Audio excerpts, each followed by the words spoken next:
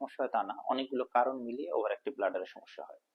যেমন ধরুন আপনি যদি মানসিকভাবে অস্থির থাকেন সেক্ষেত্রে হতে পারে, অথবা আপনি যদি এমন কোনো খাবার দাবার রেগুলার দফাতে খান, যেমন ধরেন আপনি রেগুলার দফাতে চা এবং খুবই মাত্রাতিরিক্ত পরিমাণে সেবন করেন সেক্ষেত্রে হতে পারে, অথবা আপনি এমন একটা জবে আছেন যে জবের কারণে আপনার সমস্যা হয়, যেমন ধরেন ড্রাইভার, যারা ড্রাইভার শ্রেণীর মানুষ তাদের এই সমস্যা তারা প্রচুর পরিমাণে ভোগে থাকে।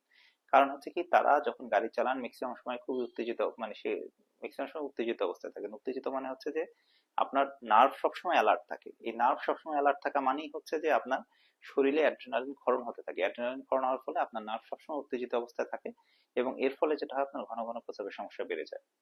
এছাড়া হচ্ছে যারা নাইট গার্ডে চাকরি করেন অথবা রাতে জেগে থাকতে হয় এমন কোনো চাকরি করেন, সেক্ষেত্রে এই ঘন ঘন প্রস্রাবের সমস্যা হবে।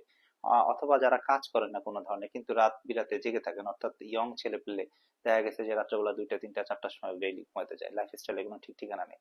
যত রাত জেগে থাকবেন তত বেশি শরীরে অ্যাড্রিনালিন সিক্রেশন হয় এবং তত বেশি আপনার এই সমস্যাটা হবে।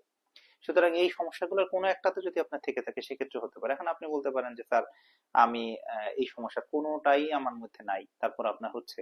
হ্যাঁ, যদি কোনোটাই না থাকে, আপনার যদি হয়, তাহলে আপনি আমার এই ভিডিওর সমাধানগুলো দেখুন, অবশ্যই আপনি ভালো হবেন, আমি আপনাকে গ্যারান্টি দিলাম।